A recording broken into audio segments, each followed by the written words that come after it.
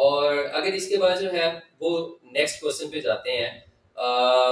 वो ये है कि व्हाट अबाउट द नुकसान और अबाउट मोरिंगा। मोरिंगा के क्या मतलब जो है वो नुकसान है।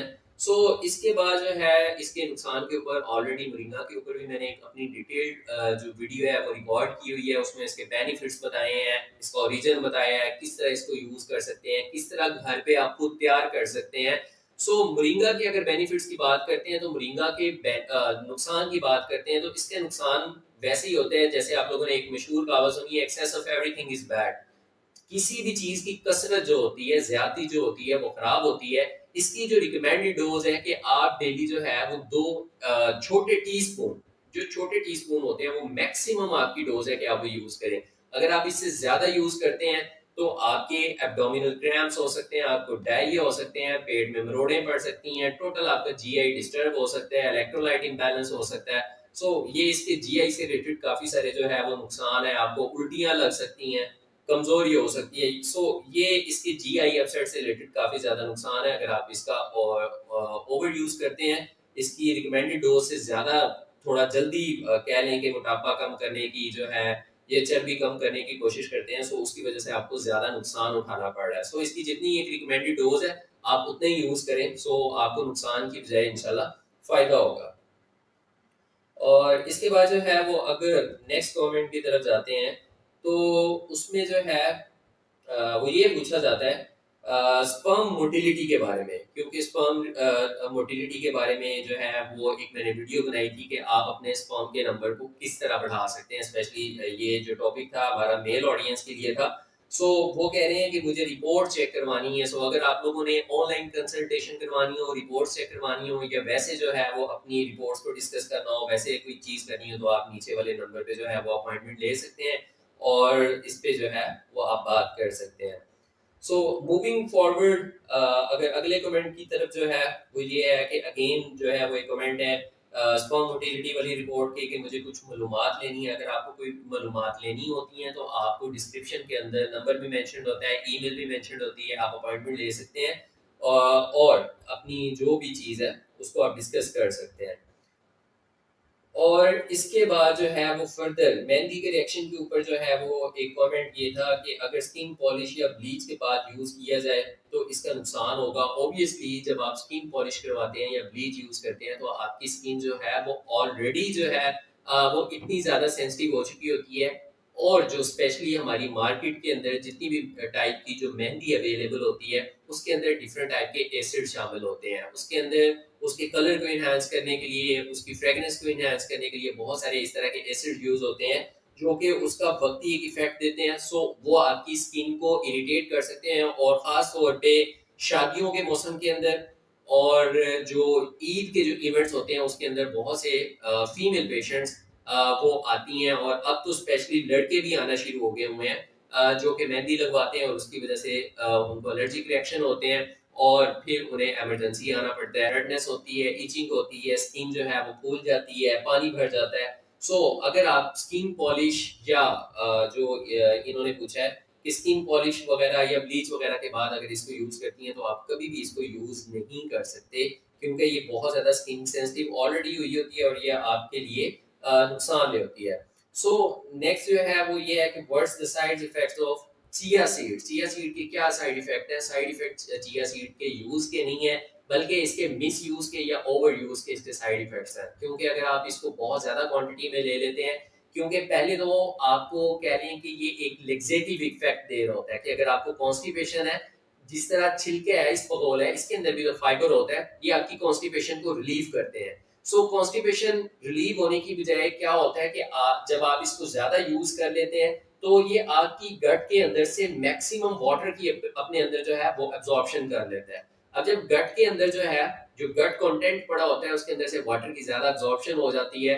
सो उसकी वजह से क्या होता है कि जो बाकी कंटेंट पड़ा होता है वो हार्ड हो जाता है, स्टूल हार्ड हो जाता है, जिसकी वजह से आप कॉन्स्टिपेशन का शिकार हो जाते हैं, कब्ज का शिकार हो जाते हैं। सो इसके साइड इफेक्ट के अंदर सबसे मेजर जो चीज जो अभी तक नोट की गई है वो यही है कि अगर आप इसका मिस यूज या ओवर यूज करते हैं तो उसकी वजह से आपको सीवियर कॉन्स्टिपेशन हो सकती है। और इसके अलावा कुछ और भी हमारे कमेंट्स हैं हमारे सब्सक्राइबर्स के, हमारे व्यूअर्स के, हिंदी में सॉरी टू से मैं पढ़ नहीं सकता, और नेक्स्ट टाइम मैं कोशिश करूंगा कि इनको गूगल ट्रांसलेट के थ्रू जो है वो किसी तरह ट्रांसलेट करके आप लोगों के जो कमेंट हैं, आप लोगों के जो कंसर्न्स हैं, उनको मैं एड्रेस कर सकूं।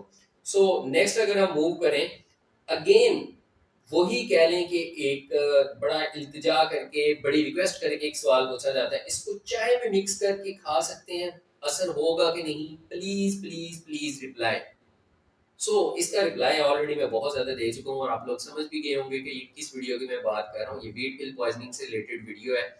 आप लोग देख सकते हैं कि हमारी जो एक आवाम है या जो लोग हैं वो क्या चाहते हैं, किस तरफ जा रहे हैं, उनका अल्लाह के ऊपर, दीन के ऊपर भरोसा नहीं है और इस चीज के बारे में बड़ा है कि हम ये लेंगे हमारी जिंदगी खत्म हो जाएगी, जब तक, जबकि अल्लाह ताला कहते हैं कि इस तरह से अगर आप अपनी जिंदगी खत्म करते हैं तो वो हराम मौत के जो है वो दायरे के अंदर आता है। और हराम मौत जो है वो आप लोगों को पता है कि उसकी पूछताछ जो है बहुत ज्यादा सख्त है। इस चीज को खुदारा खुदारा खुदारा अवॉइड करें, अपना नमाज रोजा करें और अल्लाह ताला की जात पे जो है वो भरोसा रखें। मूविंग फॉरवर्ड जो है, एक और भाई आके उन्हें नीचे कमेंट के अंदर जो है वो कह रहे होते हैं कि कुछ नहीं होता इससे, भाई आप इस्तेमाल करें, सही है। ये भाई साहब ने कहा कि जी मैंने भी इसको इस्तेमाल किया था लेकिन मेरी गोली पुरानी थी, इसकी वजह से इसका असर नहीं हुआ और मैं बच गई। बल्कि ये कोई फीमेल है और वो बता रही है कि ये मैंने यूज की थी और बच गई थी। आपने जो है वो वीट पिल जो है वो यूज नहीं की होगी और आप आवाम को बेवकूफ बनाना कमेंट्स में आके छोड़ दें। खुदारा अगर कोई भी गोली हो, चाहे वो नई हो, चाहे वो पुरानी हो, चाहे वो जिस भी हालत में हो, अगर आप वो ले लेते हैं तो आप मेरे ख्याल में नेक्स्ट जो है वो वीडियो के ऊपर कमेंट करने के काबिल नहीं रहेंगे कि आप जो है वो कमेंट करें या किसी को आके आप अपनी राय का इजहार कर सकें। अगेन जो है वो एक हिंदी प्रॉपरली लिखी हुई है, उसके अंदर कमेंट है, सॉरी मैं उसको नहीं पढ़ पा रहा, नेक्स्ट टाइम मैं इंशाल्लाह कोशिश करूंगा। और नेक्स्ट जो है वो वेट लॉस के बारे में मेरी एक वीडियो थी, उसमें इंसुलिन रेजिस्टेंस के बारे में जो है वो पूछा गया कि इंसुलिन रेजिस्टेंस क्या होती है। इंसुलिन रेजिस्टेंस के ऊपर मैं मल्टीपल टाइम जो है वो बता चुका हूँ आप लोगों को।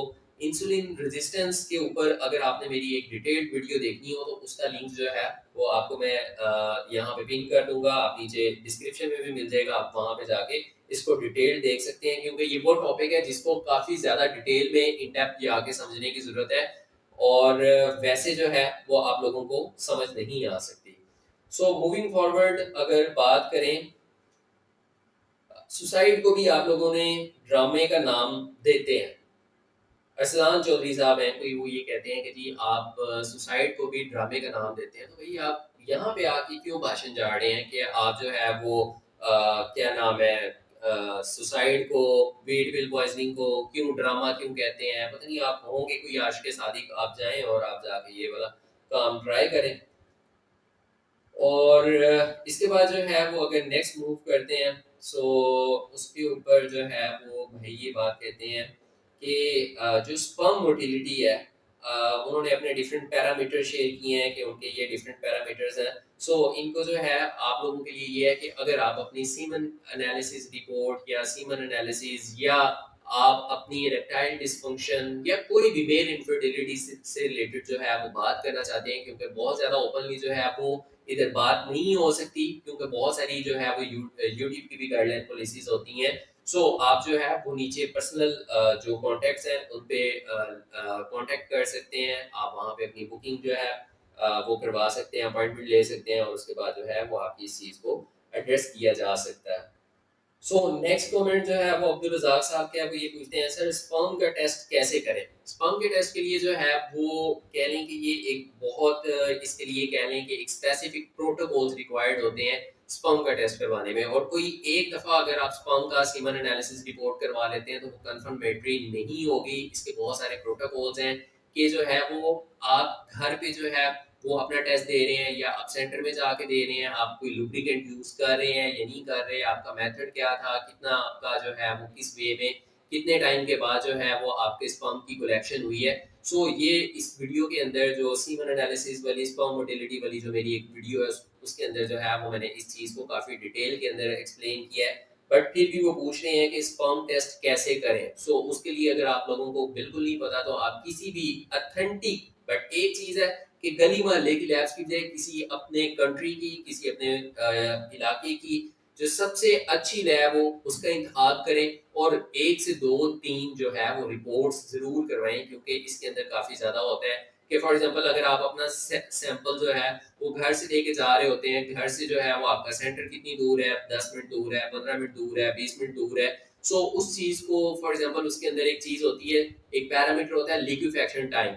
सो वो अगर नहीं होगा कि फॉर एग्जांपल आपने घर में इस टाइम पे किया है, आप टाइम को सही नोट नहीं करते, आप बाहर जाते हैं, बाहर का टेम्परेचर ज्यादा होता है, बाहर का टेम्परेचर माइनस में होता है, कम होता है। सो ये वो चीजें हैं जो कि काफी ज्यादा नोट करनी जरूरी है। सो ये आपके स्पर्म की मोटिलिटी को जो डेड स्पर्म्स होते हैं, नंबर ऑफ डेड स्पर्म्स जो है उनको भी इफेक्ट कर सकता है। सो बेहतर ये है कि आप सबसे पहले अपने इलाके की सबसे अच्छी लैब का इंतखाब करें और आप सेंटर के अंदर जाके सुपरविजन में किसी कह लें कि किसी अच्छे टेक्नीशियन की या स्टाफ की मौजूदगी के अंदर आप अपने स्पर्म का जो है वो सीमन का सैंपल दें ताकि आपके रिजल्ट्स बेहतर आ सकें। बहुत सारे लोग ये गलती करते हैं कि वो जो ट्यूब होती है, टेस्ट ट्यूब होती है, उसको घर ले आते हैं, वहां से फिर जो है वो जाते हैं। सो उसकी वजह से काफी सारे रिपोर्ट्स के अंदर जो है वो प्रॉब्लम्स आते हैं और किसी एक या दो रिपोर्ट्स की बेस पे जो है वो इसको टोटली डिक्लेयर नहीं किया जा सकता। सो मूविंग फॉरवर्ड जो है वो अगर हम आते हैं, अगर रैपिड लीनियर जीरो हो तो उसका क्या इलाज है। इनका मुझे नहीं पता कि आप किसी एक पैरामीटर के बेस पे किसी को कोई चीज़ जो है वो डिक्लेयर नहीं कर सकते, क्योंकि इसमें बहुत सारी चीज़ें आती हैं। स्पर्म का जो है वो पीएस आती है, स्पर्म टोटल स्पर्म काउंट आता है, उस पे नंबर ऑफ डेड सेल्स आते हैं, रैपिड प्रोग्रेसिव आते हैं, बहुत सारे जो है वो इसके पैरामीटर्स हैं। सो किसी एक पैरामीटर की बेस पे रिपोर्ट को जो है कोई मेंशन कर देना, कोई कमेंट कर देना वो इम्पॉसिबल हो जाता है। सो आप जो है अगर आप अपनी रिपोर्ट्स को जो है वो कंसल्ट करना चाहते हैं, सो अगेन मैं बताता चलूँ कि आप लोग कांटेक्ट कर सकते हैं, नीचे आपको डिस्क्रिप्शन में नंबर भी मिल जाएगा, ईमेल भी मिल जाएगी। सो आप लोग वहाँ पे आके इस चीज़ को कंसल्ट कर सकते हैं। नेक्स्ट अगर कमेंट की बात करें, सर रैपिड प्रोग्रेसिव 10% है, स्लो प्रोग्रेसिव 45% है, ये स्पर्म रिपोर्ट से रिलेटेड बात हो रही है, और नॉन प्रोग्रेसिव जो है वो 10% है। तो ये रिपोर्ट नॉर्मल है या प्रॉब्लमेटिक है, अब ये अगेन इसी चीज़ पे डिपेंड करता है कि ये आपने रिपोर्ट जो है वो कब करवाई थी, किस तरह करवाई थी, और क्या ये अथेंटिक लैब से हुई थी या कोई गली मोहल्ले की थी। सो इसके लिए मैं तो यही आपको एडवाइस करूंगा कि सबसे पहले आप किसी अथेंटिक लैब से कॉन्सेप्ट जो है वो टेस्ट करवाएं, और उसके बाद जो है वो आप अपनी रिपोर्ट को प्रॉपरली किसी यूरोलॉजिस्ट के साथ कंसल्ट करें। और इस तरह कमेंट्स के अंदर फॉर एग्जांपल आप किसी गलत जगह जाके कमेंट कर देते हैं, किसी नीम हकीम को कर देते हैं और वो आपको अपना मजून या दवाई बेचना शुरू कर देता है। सो ये कोई खास प्रैक्टिस नहीं है, अच्छी प्रैक्टिस नहीं है कि आपको इस तरह जो है वो गाइड किया जा सके। सो जो चीज़ें आप लोगों को इस वीडियो के अंदर मैंने बताई थी कि आप क्या डाइट्स इस्तेमाल कर सकते हैं, किस तरह आप अपना स्पर्म का काउंट जो है वो नेचुरली बढ़ा सकते हैं, आप जाएं, आप उस वीडियो को देखें, फॉलो करें। और कोई चीज़ नहीं समझ आती तो आप लोग जो है वो मेरे से पर्सनली कांटेक्ट कर सकते हैं। नेक्स्ट जो है वो मोहम्मद रमज़ान है, वो ये पूछते हैं कि सर मुझे तो इस वजह से ठीक से नींद भी नहीं आती, ये एच पाइलोरी का मसला है। ज़ाहिर सी बात है, अगर कोई मैदे का शिकार होता है, एच पाइलोरी का शिकार होता है, मैदे की तेजाबियत ज़्यादा हो जाती है, उसकी वजह से क्या होता है कि जब आप खाना खा के लेटते हैं तो खाना जो है वो आपके ऊपर खुराक की नाली में आता है, गले में आता है, आपको कह लें कि यहाँ पे खांसी भी होती है, इरिटेशन होती रहती है, गले में खारिश भी होती है, पूरा जो आपका ट्रैक है वो कह लें कि उसमें शदीद जलन होती है, काफ़ी ज़्यादा मसले बन जाते हैं, इंसोम्निया के भी इशू हो जाते हैं। अगर आपका ये सिस्टम जो है वो लॉन्ग टर्म चला जाता है तो इसके लिए बेहतर है कि अगर आप जो है वो किसी अच्छे गैस्ट्रोएंटरोलॉजिस्ट को चेक करवा लें या अपने इलाके के किसी अच्छे पढ़े लिखे डॉक्टर को चेक करवा लें। अताई की मैं बात नहीं कर रहा, मैं डॉक्टर को चेक करवा रहा हूँ। और अगर आपके लिए फिजिबल हो तो आप जो है वो मुझे ऑनलाइन चेक करवा सकते हैं। सो जो एच पाइलोरी का जो मसला है, क्योंकि हर कोई एच पाइलोरी के बारे में बात करता है, लेकिन एच पाइलोरी इरेडिकेशन थेरेपी जब तक नहीं होती तो सिंपल 1 2 3 कैप्सूल महीना खाते रहें, 2 महीने खाते रहें, 2 साल खाते रहें, उससे आपका इलाज नहीं हो सकता। So you need proper H pylori eradication, उसके अलावा आपका मसला हल नहीं हो सकता।